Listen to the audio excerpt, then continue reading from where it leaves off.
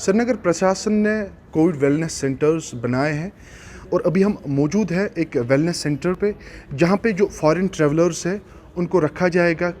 कुछ ऐसे ट्रैवलर्स हैं जिनको 8 घंटे के लिए रखा जाएगा और कुछ ऐसे ट्रैवलर्स हैं जिनको 8 दिन के लिए रखा जाएगा और उसके बाद उनको RT-PCR किया जाएगा और उसके बाद ही उनको घर की तरफ रवाना किया जाएगा। आपको बताते चले कि साउथ अफ्रीका का नया जो वेरिएंट है काफ़ी ख़तरनाक है, ये डायरेक्टर हेल्थ का कहना है। और ओमिक्रॉन जो नया वेरिएंट है साउथ अफ्रीका में पाया गया और बाकी जो अन्य जो कंट्रीज़ हैं उनमें भी ये केसेस पॉजिटिव पाए गए हैं। आपको बताते चले कि श्रीनगर प्रशासन ने काफ़ी ज़्यादा कदम उठाए उसको रोकने के लिए। सबसे पहला कदम यह है कि जो भी फॉरेन ट्रैवलर्स कश्मीर की ओर रुख करेंगे उनके ऊपर, अगर किसी ने ट्रैवल हिस्ट्री अपनी छुपाई है, उनके ऊपर फ़ाइन किया जाएगा और उनको कानूनी कार्रवाई की जाएगी। डायरेक्टर हेल्थ का भी यही कहना है कि काफ़ी ज़्यादा ख़तरनाक ये वायरस है और इसकी जो म्यूटेशन है और स्प्रेडिंग रेट है वो काफ़ी ज़्यादा है। अगर हम डेल्टा वायरस, इससे पहले जो डेल्टा वायरस इंडिया का था, उसने पूरे कहर बरपा है पूरे हिंदुस्तान में और जम्मू कश्मीर में भी उसका खासा असर देखने को मिला है। जो हमारे को डायरेक्शंस आई थी, मैं 2 दिन पहले एयरपोर्ट भी गया, तो वहाँ हमने जो डायरेक्ट एयरपोर्ट अथॉरिटीज़ हैं उनसे बात करी। हमारा जो नोडल ऑफिसर वहाँ है, हमने जो एज़ पर लेटेस्ट गाइडलाइन जो भी इंटरनेशनल ट्रैवलर होगा, चाहे उसका RT-PCR वहाँ से किया होगा, चाहे वो वैक्सीनेटेड होगा, यहाँ उसको हम RT-PCR रिपीट करेंगे और जब तक उसका टेस्ट रिपोर्ट नहीं आता उसको घर जाने नहीं दिया जाएगा। उसके इंतज़ाम भी गवर्नमेंट ने रखे और जिसका भी नेगेटिव टेस्ट आएगा उसको घर भेजा जाएगा, लेकिन मॉनिटरिंग रहेगी। 7 दिन तक बिल्कुल आइसोलेशन, अपने घर के लोगों से भी नहीं मिलेगा, वो बिल्कुल उसको आइसोलेशन में रहना है, घर में ही रहना है, होम आइसोलेट उसको रहना है जो भी इंटरनेशनल ट्रैवलर होगा। उसके बाद 8 दिन के बाद उसको और रिपीट किया जाएगा टेस्ट। अगर वो भी नेगेटिव आया उसके बाद उसको फिर मॉनिटरिंग रहेगी।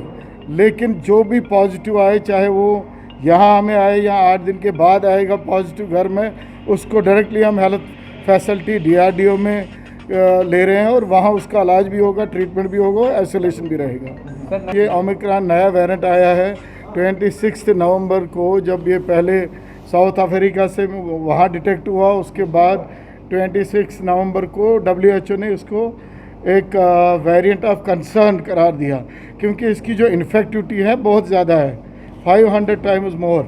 तो इसमें यही है कि हमने वैक्सीनेशन जो कराई है, vaccination is effective for all the strains. अगर ज़्यादा नहीं होगी, लेकिन एक चीज़ जो हमेशा रहेगी वो SOPs है। SOPs ये देखा गया है नेशनली इंटरनेशनली कि आप अगर इन चीज़ें, जैसे हम पहले भी कह रहे थे, वही मास्क, हैंड हाइजीन और सोशल डिस्टेंस, इसका लोगों को खास ख्याल रखना है, वो इस वेरिएंट से भी हमें बचा सकता है। आप देखिए, वैक्सीन करना बहुत ज़रूरी है। इसमें पहले भी बड़े सारे कन्फ्यूजन्स लोगों ने करे। देखिए, टेक्निकल लोग जो होते हैं, जो डॉक्टर्स होते हैं, साइंटिस्ट्स होते हैं, उनकी बात, ये तो अपने फील्ड में हम ही तो एक्सपर्ट है ना, इधर कोई बात करेगा। वैक्सीन लेना बहुत ज़रूरी है। अगर ये किसी स्ट्रेन को 100% प्रोटेक्शन देता है, दूसरे को 100 नहीं तो 80 देगा ही देगा। इसलिए वैक्सीन लेना ज़रूरी है। वैक्सीन पे जिसने भी वैक्सीन लिया उसमें मॉर्बिडिटी एंड मोर्टेलिटी हमने बड़ी कम देखी, बहुत कम देखी। और ये किसी भी वेरिएंट से हमें कुछ ना कुछ प्रोटेक्शन देता ही देता है, 100% देता है। ऐसा कुछ नहीं है कि वैक्सीन ना करें और ऐसे ही घूमें। अभी भी कुछ लोग हैं जो हमारी पकड़ में नहीं आए या जो खुद नहीं करना चाहते, उनसे भी मेरा यही रिक्वेस्ट रहेगा, वैक्सीन करें और ज़रूर करें। उसके बाद, उससे पहले भी SOPs का ध्यान रखना बहुत ज़रूरी है। आजकल जो देखिए, जो मैरिज सीजन्स थे, वहाँ पे या कोई सोशल गैदरिंग होती है या कोई रिलीजियस गैदरिंग होती है, हर जगह SOPs का पालन करें, अपने को बचाए। हम आपके साथ हैं, गवर्नमेंट इज़ रेडी। हमने कल भी एक मेडिकल सुपरिटेंडेंट हर एक को मैंने बुलाया, हमने एक मीटिंग करी। हमने हर एक डिस्ट्रिक्ट हॉस्पिटल में 20 बेड्स रखे, जो हमने और कोविड के लिए रखे, ऑक्सीजनेटेड बेड्स। दवाइयाँ हमने देखी, चेक करी पूरी, हमारे पास दवाइयाँ भी है, ऑक्सीजन भी है, डॉक्टर्स भी है। लेकिन लोगों से यही रिक्वेस्ट है कि वो SOPs का पालन है। इसमें सबसे ज़्यादा जो है इन्फेक्टिविटी ज़्यादा है। अगर एक को लगेगा, इसीलिए कह रहे हैं कि गैदरिंग इसको अवॉइड करें, ज़्यादा भीड़ भाड़ में ना जाए। ये 500 टाइम्स मोर इन्फेक्टिव है दैन अदर वेरिएंट्स, इसकी इन्फेक्टिविटी ज़्यादा है। मोर्टेलिटी अगर उतनी ज़्यादा नहीं, बट इन्फेक्टिविटी इसकी बहुत ज़्यादा है। ये एक ही घर में हर एक को लग सकता है। एक जगह अगर आप 100 लोग हैं, 200 लोग हैं, हर एक को लग सकता है। इसलिए गैदरिंग्स अवॉइड करें, और अगर गए भी वहाँ ये SOPs का ध्यान रखें। वही चीज़ें हमें बेसिकली इससे बचा सकती हैं। मैंने आपको कहा कि आज मैंने CMOs को भी बुलाया, एक हंगामी मीटिंग हमने करी, क्योंकि हमारे ACS साहब के डायरेक्शंस थे कि आप जी देखिए कि हर एक डिस्ट्रिक्ट में हमारी तैयारी रहनी चाहिए। और मैंने इनको ये भी कहा, अगर कोई इंटरनेशनल ट्रैवलर आ रहा है, किसी की हिस्ट्री है, सपोज़ कोई आया दिल्ली और दिल्ली से फिर आ गया बाई रोड, हमने वहाँ भी जो एंट्री पॉइंट है वहाँ पे टेस्टिंग सेंटर्स रखे हैं। जिसकी भी हिस्ट्री होगी अपने डिस्ट्रिक्ट में जाएगा, उसको आइसोलेशन में रहना है, लेकिन मॉनिटर उसको हम ही करेंगे, हमारे ही लोग करेंगे। इसलिए तमाम CMO साहिबान को आज मैंने बुलाया था, हमारी मीटिंग भी चल रही थी, और इसी के साथ साथ उनकी मॉनिटरिंग बहुत ज़रूरी है डिस्ट्रिक्ट लेवल ऑल्सो। सर्दी का जो ये मौसम है, यहाँ हमने इंडोर ही ज़्यादा रहते हैं। इंडोर में यही करें कि गैदरिंग से अवॉइड करें, मेहरबानी करके। अगर करनी भी पड़े, कभी कोई मजबूरी होती है, तो उस पर SOPs का ध्यान रखें। मास्क मास्क मास्क योरसेल्फ, और उसके बगैर जो social distance and hand hygiene उसको और करें। बड़े सारे लोगों को ये लग रहा था शायद कोविड गया नहीं है, लेकिन मेहरबानी करके SOPs का ध्यान रखें। DC श्रीनगर का भी यही कहना है कि काफ़ी सतर्क होने की ज़रूरत है, ताकि ये जो वायरस है ये ज़्यादा फैले ना। एक कोविड-19 वेरिएंट है जिसका आजकल नाम काफ़ी अखबारों की सुर्खियों में, मीडिया में देखा जा रहा है, जिसको ओमिक्रॉन के नाम से जाना जा रहा है।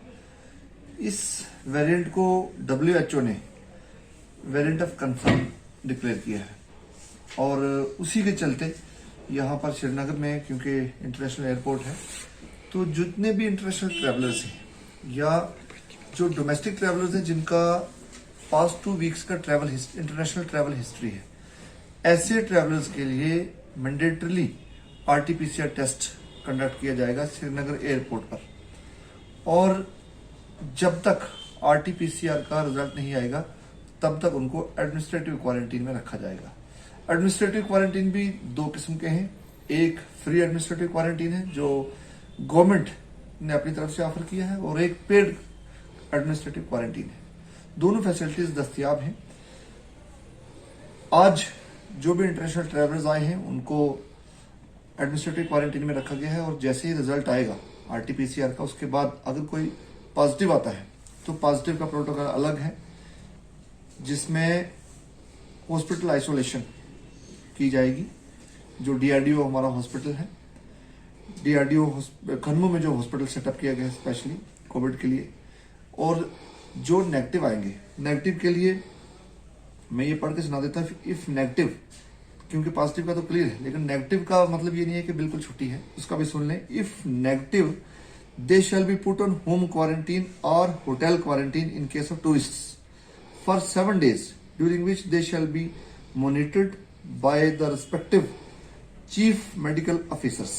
If any symptoms are observed during this period, they shall be immediately tested again. Otherwise, they shall be retested on the 8th day through RT-PCR, and if negative, they shall self-monitor their health for next 7 days. If the repeat RT-PCR test is positive, then the person shall be immediately shifted to the designated hospital for COVID positive patients, and his oblique her sample shall be sent for genome sequencing. ये मैंने protocol आपको पढ़ के सुना दिया है। मकसद ये है कि इंटरनेशनल जो ट्रैवल है उसमें जो ट्रैवल रिलेटेड इम्पोर्टेशंस हैं कोविड-19 के, उससे बचने के लिए ये सारे इकदाम उठाए गए हैं। लेकिन मैं ये भी कहना चाहता हूँ कि कोई भी वेरिएंट आए, सवाल आपने पूछा है, ये बात मुझे बतानी थी लेकिन आपने सवाल पूछ लिया है, बहुत अच्छी बात है। जो भी ट्रैवल हिस्ट्री, मैं एक बार फिर दोहरा दूं कि ये जो मैं बात कर रहा हूँ इंटरनेशनल ट्रैवलर्स की कर रहा हूँ, या डोमेस्टिक ट्रैवलर्स जो जिसने पिछले 2 हफ्ते में कहीं इंटरनेशनल ट्रैवल किया हो, उनकी बात हो रही है। और कोई भी अगर ट्रैवल हिस्ट्री अपनी हाइड करेगा, उसके लिए एक तो लीगल पनिशमेंट है, और दूसरा उस पर 20,000 का फाइन भी इम्पोज होगा। सर, आने वाले समय में जो मास्किंग नहीं हो रही है, काफ़ी देखा जा रहा है ग्राउंड, अगर हम बात करें तो उनके लिए क्या STF टाइप का स्क्वाड मार्केट्स में होगा, या भीड़ भाड़ वाले इलाकों में रखे जाएंगे? बिल्कुल, देखिए कोविड प्रोटोकॉल की इन्फोर्समेंट के लिए जिस तरीके से इकदाम वक्तन फ़क्तन उठाए जाते हैं, वो सारे इकदाम तो फिर से उठाए जाएंगे। और मैं यूँ कहूँगा कि कहीं ना कहीं इंसानी फितरत ऐसी होती है कि हमें लगने लगता है कि आज शायद कोविड ख़त्म हो गया है, और उसी में जब पूरा समाज ढील बरतने लगता है, तो वहीं मैं आपको फिर ये बात कहना चाहता हूँ, और आपके ज़रिए मैं सबसे ये बात साझा करना चाहता हूँ कि जब जब हमें लगता है कि अब कोविड ख़त्म हो गया है, कोरोना वायरस यहाँ से भाग गया है, तभी ये वायरस वापस आके अटैक करता है। इस बात का हमें ख़ास ख्याल रखना है। ये वायरस बहुत धोखेबाज वायरस है। ये जब भी हमें लगता है और चकमा दे के आता है, और जब भी हमें लगता है कि अब केसेस कम हो गए हैं, अब कभी कभी लोग गलत सोच लेते हैं कि मास्क पहनने की ज़रूरत नहीं है। और ये भी देखा गया है कि वैक्सीनेशन के साथ साथ मास्किंग, ये दोनों चीज़ों की जब कॉम्बिनेशन जहाँ पर है, वहाँ पर इन्फेक्शन नहीं देखे जा रहे हैं।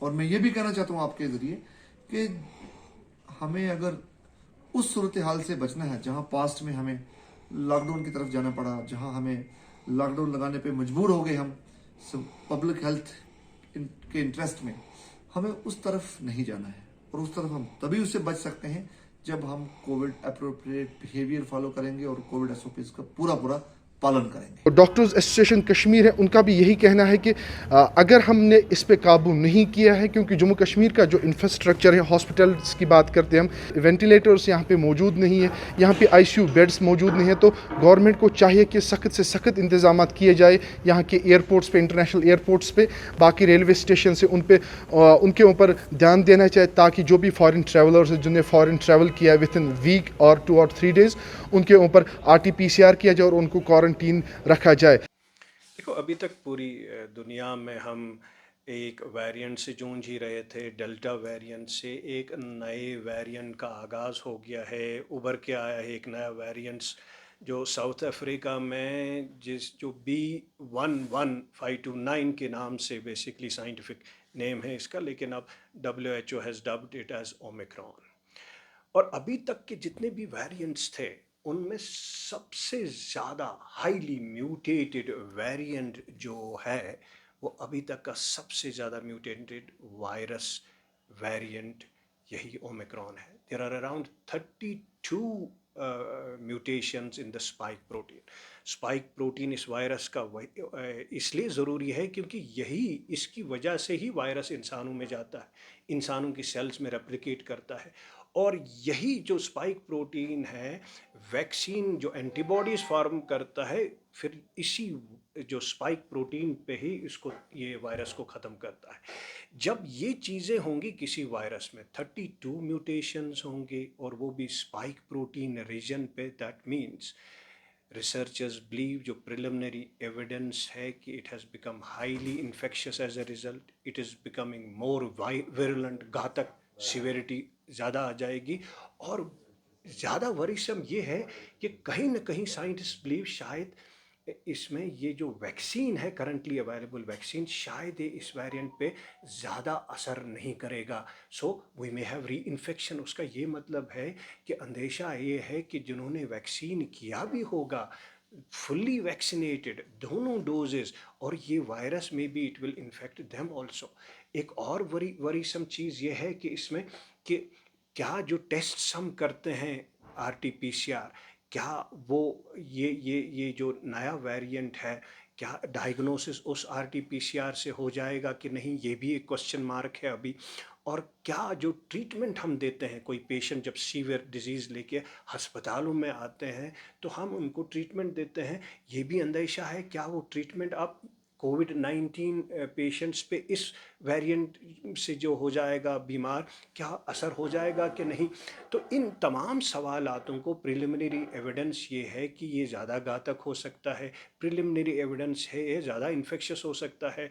लेकिन ये मेरा मानना है एक्सपर्ट्स के, अभी डाटा नहीं है जब तक नहीं ये पेशेंट्स को इन्फेक्ट करेगा, कम्युनिटीज़ में आएगा, और जो लैब डाटा है वो मैच करेगा एपिडेमियोलॉजिकल डाटा पे, क्लिनिकल डाटा पे, फिर हम कहीं ना कहीं बोल सकते हैं। लेकिन हमने ये गलती डेल्टा वेरिएंट में की, हमने कहा नहीं जी ये माइल्ड होगा, एक्सपर्ट्स ने कहा नहीं ये माइल्ड वेव आएगी, कोई बात नहीं है, it will not be that virulent, लेकिन हमको चूक हो गई। तो उसकी वजह से चूक जब हो गई तो बहुत सारे लोगों की जानें गई। We were not prepared enough, we were taken by a surprise. वो चूक यहाँ पे नहीं होनी चाहिए।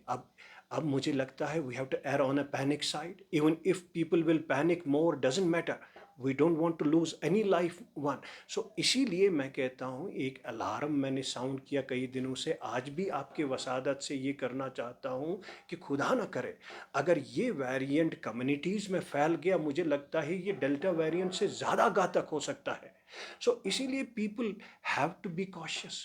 पहला ये है कि ये कश्मीर के हवाले से जो है it is an international favourite international tourist destination.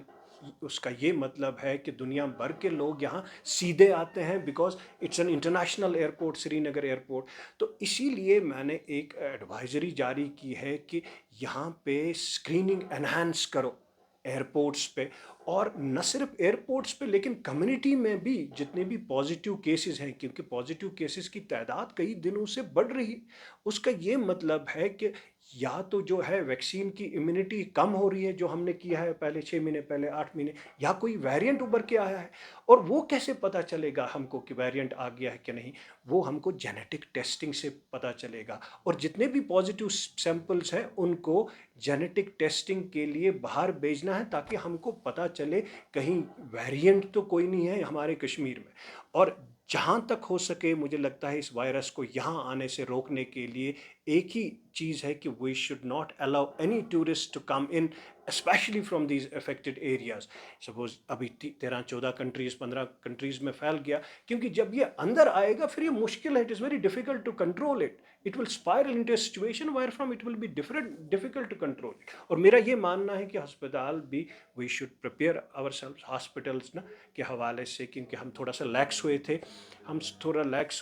कि अस्पताल जो है उन्होंने कोविड को शायद खैरबाद किया था लेकिन कुछ दिनों से बढ़ गया है। मुझे लगता है फिर से हमको हॉस्पिटल प्रिपेयर्डनेस के हवाले से, लॉजिस्टिक्स के हवाले से, किट्स के हवाले से, टेस्टिंग किट्स के लिए हवाले से, बेड्स के हवाले से, आईसीयूज़ बेड्स के लिए, क्योंकि कोविड जब सीवियर हो जाता है तो एक ही चीज़ बचाता है उसको, ICU beds along with ventilator.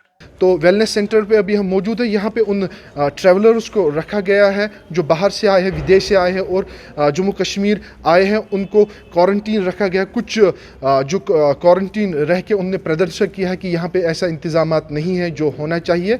आपका नाम? तुषार सक्सेना। कहाँ से आए हैं आप? मैं दिल्ली से हूँ और मैं मालदीव्स गया था 26 को। कल मैंने रात में रिटर्न करा है मालदीव से और आज सुबह की फ़्लाइट मेरी यहाँ पे लैंड हुई है। तो आज जब यहाँ पर आप पहुँचे तो 1 दिसंबर से ओमिक्रॉन जो नया वेरिएंट आया है उसको लेकर कुछ और प्रोटोकॉल्स जो है बनाए गए हैं, तो आपको क्या कहा गया है एयरपोर्ट पे? देखिए, जो सेंट्रल गवर्नमेंट ने बोला था वो ये बोला था कि एक list of at risk countries हैं जिनसे अगर कोई बंदा आता है तो उसे क्वारंटीन जाना चाहिए। हम जहाँ से आ रहे हैं, जैसे मालदीव से आ रहे हैं या कोई दुबई से आ रहा है, वो उस लिस्ट में नहीं है। बट स्टिल जब हम यहाँ पे पहुँचे तो हमसे बोला गया कि आप इंटरनेशनली ट्रैवल करके आए हैं तो आपको RT-PCR होगा, आप क्वारंटीन जाओगे। तो हमने पूछा भी ये चीज़ कि हम उस लिस्ट से नहीं हैं, तो उन्होंने कहा नहीं, हमारे पास इतना ही इन्फॉर्मेशन है कि आप इंटरनेशनली ट्रैवल कर रहे हो तो आपको करना पड़ेगा। तो वी सेड ओके, हमने RT-PCR करवा लिया।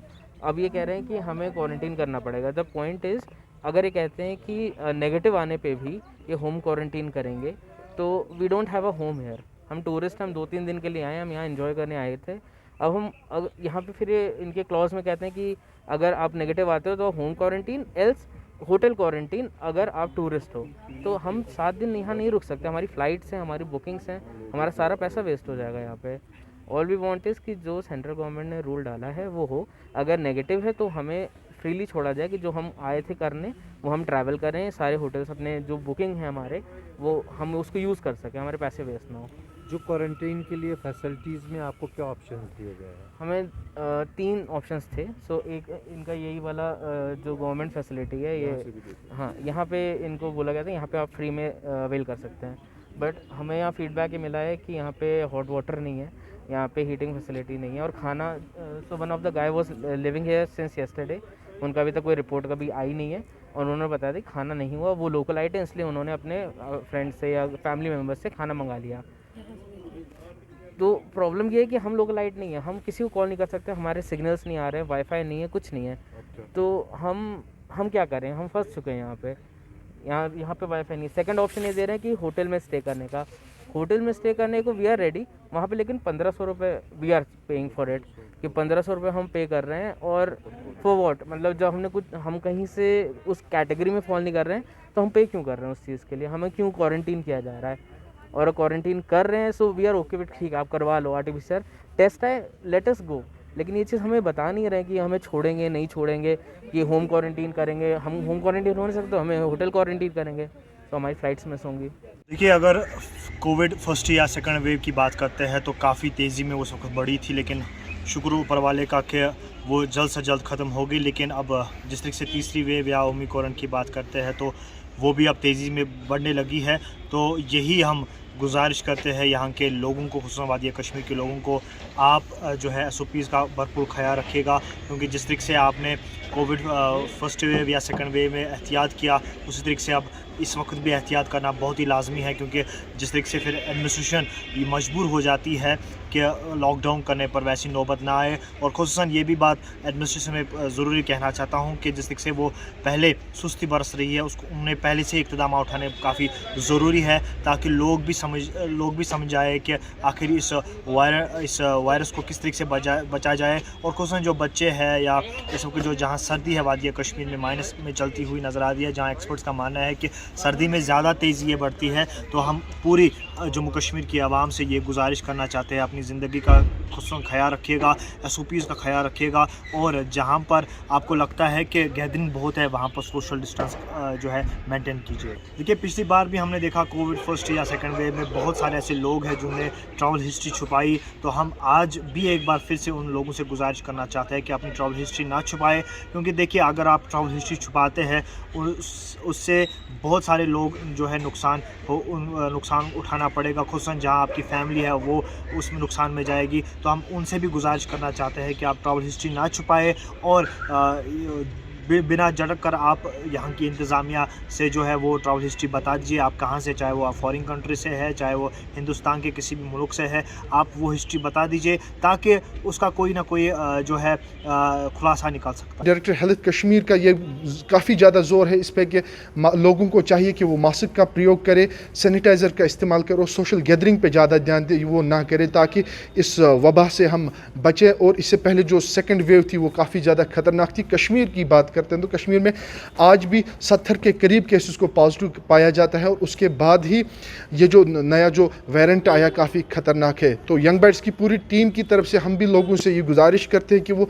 मास्क का प्रयोग करें, सैनिटाइज़र का यूज़ करें और सोशल गैदरिंग ज़्यादा ना करें, तब जाके हम इस महामारी से बचें। कैमरामैन फिरदौस नज़ीर के साथ मैं आकिब डार, यंग बाइट्स, श्रीनगर।